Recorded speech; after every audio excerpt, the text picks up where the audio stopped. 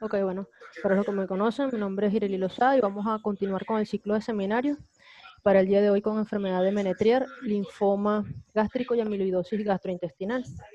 Le recuerdo a todos que por favor apaguen los micrófonos para no tener ningún tipo de interrupción. Escucho un micrófono que está interrumpiendo ahorita el sonido. Ok, vamos a dar inicio entonces. Tenemos que la enfermedad de Menetrier, una patología poco frecuente, en el que vamos a encontrar básicamente un engrosamiento de los pliegues gástricos, ¿ok? Vamos a evidenciar también que durante el mismo va a haber un moco que es bastante viscoso y transparente, va a estar caracterizado también por cierto grado de hiperproteinemia, que es muy característico durante la enfermedad. Se va a evidenciar también por hipoalbuminemia que va a presentar el paciente e hipocloridia, ¿ok? Esto va a ser prácticamente la tríada característica para poder sospechar de una enfermedad de Menetrier, ¿ok? Generalmente esta patología afecta cuerpo y fundus gástrico, respetando como tal el antro, y va a haber una sobreexpresión del factor transformador de crecimiento alfa, que esta es la expresión o una de sus etiologías, digamos, de tipo genético. Otra cosa importante destacar es que esta patología va a caracterizarse porque va a haber ausencia de reacción inflamatoria, ¿ok?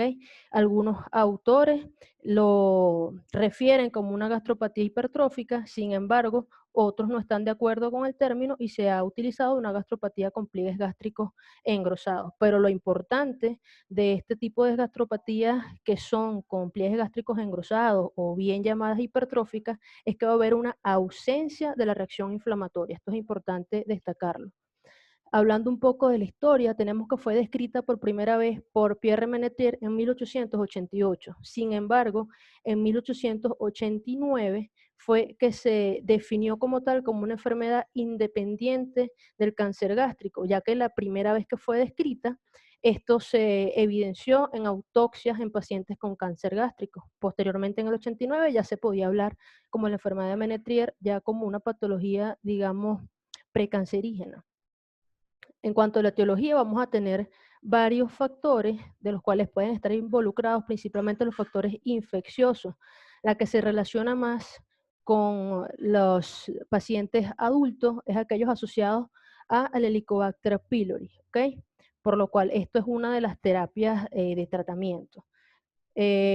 También va a estar relacionado con otros factores infecciosos el citomegalovirus, sin embargo, este es mucho más frecuente en pacientes pediátricos, que se va a ver en pacientes menores de 6 años y que su evolución clínica prácticamente se autolimita a las 5 semanas. No así con los pacientes adultos, que es una patología que demuestra cierto grado de cronicidad.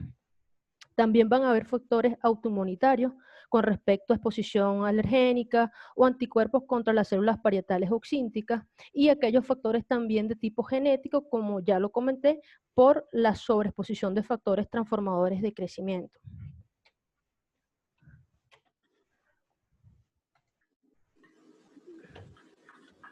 En cuanto a la parte clínica, esta clínica va a ser bastante inespecífica. De hecho, de las patologías que vamos a mencionar, no va a haber algo patognomónico clínicamente que nos pueda hacer sospechar de que estamos en la presencia de la misma. Sencillamente, en el contexto clínico del paciente, habría que sospecharlo. Esto va a ser muy variable desde un dolor abdominal, pérdida de peso, anorexia, émesis o hemorragias digestivas, ¿ok? Y por eso hay que establecer ciertos diagnósticos diferenciales. Van a ver, lo principal es que hay que diferenciarlo de todas aquellas patologías que tienen pliegues gástricos engrosados, dentro de los cuales vamos a encontrar el síndrome de Solinger-Ellison, ¿ok? Que una de las causas principales con esto es que en la enfermedad de Menetrier la gastrina va a estar en un nivel normal. También se puede diferenciar de enfermedad de Crohn, gastropatías hipertróficas asociadas a infecciones, linfomas, enfermedades granulomatosas, gastritis alérgica y eosinofílica y el síndrome de Cronkite-Canada, que es una poliposis gastrointestinal que va a estar asociada por una triada cutánea caracterizada por alopecia, alteraciones en las uñas e hiperpigmentación.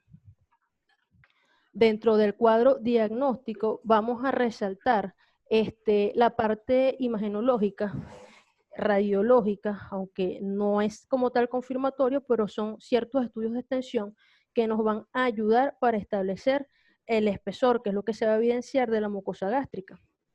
¿Ok? Eso lo podemos ver en la parte radiológica, un estómago, esófago duodeno, un esófago estómago duodeno, ¿ok? Que vamos a ver como tal los engrosamientos, ¿ok? Gástricos. En ultrasonido abdominal nos puede ayudar en vista de que, como ya comenté, que es una gastropatía perdedora de proteínas y que se va a relacionar con hipoproteinemia. En estas se pueden asociar ascitis, derrame pleural y edemas en general. Y el ultrasonido endoscópico igual para demostrar el espesor gástrico como tal, de la mucosa gástrica. Tomografía, igualmente con respecto al engrosamiento asimétrico que se puedan evidenciar de la mucosa gástrica y para diagnósticos diferenciales con otras patologías, así como evidencia de alteración de algún otro órgano. El diagnóstico en la endoscopia digestiva superior, ¿ok? Como les dije, hay que sospecharlo, hay que evidenciar la mucosa, los pliegues gástricos que están bien engrosados generalmente. Estos no se dilatan con la insuflación, ¿ok? Podemos ver una mucosa que es bastante hiperémica, que es bastante friable, de lo cual debemos hacer la toma de la biopsia para poder hacer el diagnóstico, ya que el diagnóstico lo vamos a obtener de manera histológica. Aquí puedes mover más amplio la parte de la endoscopia digestiva superior, ¿ok? Que hay compromiso como tal de cuerpo con engrosamientos de los pliegues y ciertos grados de erosión. Acá podemos ver en otra imagen como en una fase aguda hay bastante compromiso del cuerpo con un moco que se puede ver bastante viscoso y transparente. Ya en la segunda línea de la D y en la E ya se puede observar como tal engrosamientos de los pliegues gástricos. Vemos en la parte G y H que hay características polipoideas y que al final se respeta como tal la parte antral, ¿ok? Esto es muy característico. El diagnóstico histológico es importante plantear que se va a observar hiperplasia foveolar. Sin embargo, esta no va a ser por sí sola diagnóstico para la enfermedad de Menetrier. Esta debe acompañarse con disminución de células parietales o ausencia de las mismas, con atrofia de la capa de células glandulares, una hiperplasia del epitelio superficial y células mucoides, y también que estas células mucoides van a ser una, digamos, una infiltración a esa mucosa que va a generar ciertos cambios quísticos y que estos cambios van a favorecer la pérdida de las proteínas, que en este caso es la ceroalbúmina, que conlleva el que el paciente tenga dicha clínica, ¿ok? Que es una parte diagnóstica en los laboratorios. En cuanto al tratamiento, este ha sido bastante controvertido durante mucho tiempo. Sin embargo, la mayoría de los autores están de acuerdo en que el tipo de tratamiento principalmente va a ser de tipo quirúrgico y que esto va a ser enfocado mayormente en aquellos pacientes que van a cursar con hipoproteinemia grave, hemorragia digestiva alta recidivante, en vista del factor de riesgo que conlleva esta patología para un cáncer gástrico, ¿ok? Entonces, generalmente, dependiendo de la extensión y del alto grado de esta patología, estos van a tomar dicha conducta. Sin embargo, no podemos dejar de lado también el tratamiento médico, donde principalmente vamos a tratar el Helicobacter pylori o el citomegalovirus, ¿ok? Sin embargo, hay discusión todavía con respecto al inicio del ganciclovir y quizás estas patologías asociadas a citomegalovirus no hay tantas reportadas porque quizás nosotros los momentos de esta patología no solicitamos las serologías o las biopsias o PCR para citomegalovirus, sino en etapas bastante avanzadas o severas. Hay algunos casos descritos en que patologías severas tratadas con ganciclovir han demostrado mejoría. Sin embargo, esto todavía sigue siendo controvertido. Obviamente también tratar la sintomatología, ¿ok? Como tal de la enfermedad. En esto nos vamos a apoyar en los anticolinérgicos, osteócidos y antiácidos, y también los anticuerpos monoclonales antirreceptor de crecimiento epidérmico, que es donde es el sitio de unión del factor transformador de crecimiento, que es el que nos va a ayudar a la proliferación de esa mucosa. Esto a través del tratamiento con cetuximab. También hay varias descripciones con respecto al tratamiento con cetuximab. Ahora, continuando con lo que es el linfoma gástrico, son neoplasias malignas que van a estar caracterizadas por la proliferación de células nativas de los tejidos linfoides. Estos van a representar como tal un linfoma gástrico primario un menos del 2%, ¿okay?, de todos los cánceres gástricos malignos en un promedio de aparición a los 60 años de edad.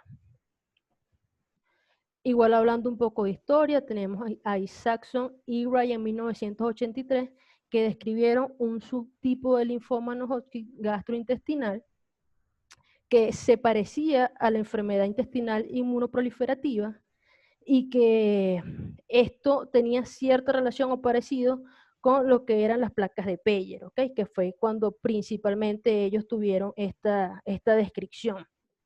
Sin embargo, hay que tomar en cuenta que la submucosa gástrica no contiene tejido linfoide en condiciones normales, ¿ok? Recordemos también que las placas de Peyer son cúmulos de tejido linfático que recubren interiormente las paredes del intestino delgado. El linfoma gástrico como tal va a ser principalmente derivado de los linfocitos tipo B. Y estos linfocitos tipo B se van a subdividir en dos tipos, que el 90% van a estar representados por estos dos, que van a ser el tipo MALT, ¿okay?, que por sus acrónimos es un tejido linfoide asociado a mucosa, ¿okay?, y el difuso de células grandes tipo B. El linfoma MALT va a estar asociado al Helicobacter pylori en un 90%, ¿ok? Mientras que el difuso de células grandes tipo B va a estar asociado al Helicobacter pylori en un 35%. En el linfoma tipo MAL podemos observar un infiltrado linfoide que es bastante denso y que esto va a generar una lesión linfoepitelial. Estas lesiones de tipo linfoepitelial son patognomónicos como tal del linfoma gástrico, ¿ok? Esto es importante recalcarlo también. En cuanto a la clínica, como ven, muy parecido, o digamos, el cuadro que puse anteriormente en otra patología, igualmente es muy inespecífico, puede ir desde dolor abdominal hasta una hemorragia digestiva, vómitos persistentes, ¿ok?, pérdida de peso, y los síntomas B, que recordemos que son fiebre, sudoración nocturna y pérdida de peso, es extremadamente raro, ¿ok?, que incluya como tal síntomas B para clínica de linfoma gástrico. Tenemos que tomar en cuenta como tal los criterios para el linfoma gástrico primario. Hay que tomar en cuenta que los síntomas iniciales del linfoma primario, que hay que diferenciarlo muy bien del secundario, los primarios van a ser inicialmente gástricos, el órgano principal es el estómago y es únicamente involucrado el estómago, por lo tal se establecieron estos criterios. Va a haber ausencia de adenopatías periféricas en el examen inicial, así como también ausencia de las mismas a través de estudios de imágenes, por ejemplo, adenopatías torácicas a través de una radiografía de tórax. También hay que tomar en cuenta un tumor comprometiendo principalmente el estómago, con o sin compromiso de nódulos linfáticos o con compromiso también de órganos adyacentes, ¿ok? Un recuento leucocitario normal y revisión de tejido histológico confirmatorio, es decir, también tenemos que tener el confirmatorio de la histología. Podemos también derivar el estadio a través de la clasificación de Han-Harbour modificada por Muschoff, ¿ok? Esto utilizado para el linfoma gástrico como tal, que va a ir desde un estadio 1 con un tumor confinado solamente al estómago, que varía a un tumor, un estadio tipo 2, que ya hay compromiso nodular paraórtico, tipo 3 ya los ganglios linfáticos se encuentran a ambos lados del diafragma, y ya un estadio 4, como conocemos, compromiso sistémico como a hígado o médula ósea. En cuanto al diagnóstico, igualmente vamos a tomar en cuenta estudios diagnósticos radiológicos, ¿ok? En la radiografía podemos evidenciar un patrón anormal de aspecto de empedrado, como el que tenemos ahí en la imagen, y también por ultrasonido endoscópico y tomografía abdominal, como ya lo comenté, también para ver las características de esa mucosa gástrica o asociación con otras patologías u afectación de otros órganos. Sin embargo, obviamente la endoscopia digestiva superior es la que siempre nos debe hacer sospechar, obviamente igual con el contexto del paciente, si pudiéramos encontrarnos ante un linfoma tipo gástrico. Esta endoscopia vamos a ver múltiples lesiones anfractuosas que pueden ser de aspecto geográfico, lesiones en sacabocados, estrelladas, crateriformes, como pueden ver, con bordes poco elevados, pero una mucosa bastante friable. La localización frecuentemente es en el tercio distal del estómago. Para destacar también la histología, la infiltración linfomatosa masiva alrededor de las glándulas gástricas, ¿ok? Que como les dije, esto es patognomónico ya del linfoma. El tratamiento, principalmente tratamiento igual para Helicobacter pylori, sobre todo en tipo mal, que está asociado en el 90%, se ha descrito una regresión de la enfermedad posterior al tratamiento entre un 70 y 100%. Esto con un seguimiento hasta 5 meses del paciente. ¿Qué pasa? Hay que tomar en cuenta también aquellos pacientes, ya que el tipo mal generalmente es de bajo grado, sin embargo hay que tomar en cuenta aquellos pacientes que cursan con alto grado para inicio de quimioterapia o radioterapia, que bien puede ser por clorambucilo o terapia de shock, que va a estar dada por ciclofosfamida, doxorubicina, vincristina y prednisona. Hay otras terapias que también van a tomar en cuenta adriamicina. El quirúrgico es bastante reservado, sin embargo, igualmente puede estar indicado, obviamente, en aquellos pacientes que tienen, dependiendo de la extensión y que son de alto grado. Y la inmunohistoquímica va a estar representada porque estos tienen un inmunoperfil de linfocitos B CD20 positivo. Hablando como tal de amiloidosis, esta es una enfermedad sistémica que va a estar limitada a un órgano, resultando del depósito de los tejidos de la proteína amiloide. Esta puede generar, amiloide es una proteína bastante amorfa que se va a ubicar en la parte extracelular de diversos órganos y que puede condicionar a cambios tanto estructurales como funcionales. Hablando igualmente de la historia, en el siglo XIX, Rudolf Virchow y Carlos Rokitansky observaron en autopsias un proceso infiltrativo en los distintos órganos de la economía corporal, el cual denominaron degeneración lardácea, que esto derivó del latín laridum, como semejante a la manteca.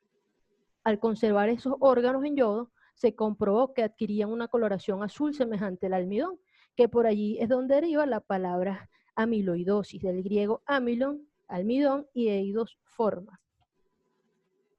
La amiloidosis se han utilizado diversas clasificaciones, de las cuales vamos a tomar en cuenta si son primarias o secundarias. Las primarias obviamente no van a estar asociadas a otra patología, no así las secundarias, que van a ser subyacentes o nacen del seno de otra enfermedad. En las amiloidosis secundarias pueden haber formas biliares o hereditarias como la fiebre mediterránea familiar y el síndrome de Muckles-Well, que va a estar asociada a fiebre urticaria y procesos inflamatorios. Acá nos vamos a centrar básicamente en las primarias, aunque en las secundarias también pueden asociarse a linfomas e igualmente a enfermedad inflamatoria intestinal, que están pocos casos descritos, pero está mucho más asociado a la enfermedad de Crohn en un 3 a 6% y un 0,0% en una colitis ulcerosa. La clínica, como ven, puse básicamente el mismo cuadro: dolor abdominal, pérdida de peso, anorexia, émesis, hemorragia digestiva. Obviamente es un cuadro que va a variar muchísimo, ¿ok?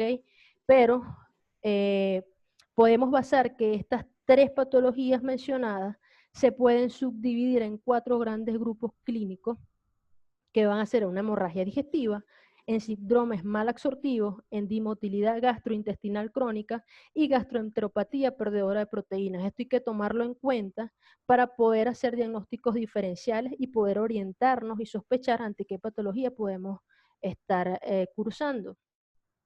Sin embargo, la amiloidosis hay que sospecharla además cuando hay compromisos típicos relacionados con amiloidosis, ¿ok? El compromiso del tracto gastrointestinal puede ser focal o difuso y los síntomas relacionados dependen del sitio de la extensión. Estos se pueden asociar con hepatomegalia, con macroglosia, que también es muy distintivo de la amiloidosis, o síndromes nefróticos. Hay que tomar en cuenta, obviamente, todo el contexto del paciente. El diagnóstico, vamos a tomar en cuenta igualmente la endoscopia digestiva superior. Podemos ver acá en el recuadro que hay un parcheado macular eritematoso, ¿okay? En toda la mucosa gástrica. Y obviamente la biopsia que nos pueda reportar la histología, que ya la vamos a ver. Y podemos hacer también biopsia de aspiración de la grasa subcutánea abdominal, que está presente de un 70 a un 85% en amiloidosis primaria, e igualmente en las biopsias rectales, también amiloidosis primaria pueden dar positivo en un gran porcentaje. Sin embargo, estas biopsias hay que someterlas posteriormente a tinción con rojo Congo, que es la que nos va a determinar el depósito de amiloides, ¿ok? Una vez que se hace la tinción con rojo Congo, podemos demostrar a través de la birrefringencia, se puede observar una birrefringencia verde manzana cuando se tiñe con rojo Congo a través o bajo la luz polarizada. Una vez que tenemos este diagnóstico histológico, igualmente hay que confirmarlo con electroforesis de proteína en sangre y orina, porque hay que verificar realmente la demostración de discrasia de células plasmáticas para poder igual, obviamente, de amiloidosis. Y la inmunohistoquímica, básicamente en la inmunoperoxidasa, que nos va a marcar los distintos tipos de proteínas, ¿ok? El tratamiento va a comprender en manejo de los síntomas gastrointestinales, o el tratamiento con o acompañado con el tratamiento de la amiloidosis propiamente dicha. ¿Okay? Por eso vamos a basarnos acá en los procinéticos y antieméticos con el tratamiento como tal de los síntomas gastrointestinales. Se puede asociar una diarrea por perdedoras de las proteínas, que la podemos manejar tanto con los optriótides como los corticosteroides. Hay que hacer también o verificar el trasplante autólogo de las células hematopoyéticas, por lo que se comentó igual de las células, de la discrasia de células plasmáticas, y la utilización como tal de quimioterapia, que puede estar a base de melphalan o bortezomib y talidomida. Todo este tratamiento tiene la finalidad de reducir la fuente de cadenas ligeras. ¿Okay? Como conclusión, vamos a tomar en cuenta que el diagnóstico de las patologías presentadas van a requerir un alto índice de sospecha, ya que los síntomas en las tres van a ser totalmente inespecíficos. Es necesario un diagnóstico precoz por la alta morbimortalidad de estas enfermedades, y no existe un tratamiento específico, por lo que debe individualizarse cada uno de los casos. Muchísimas gracias.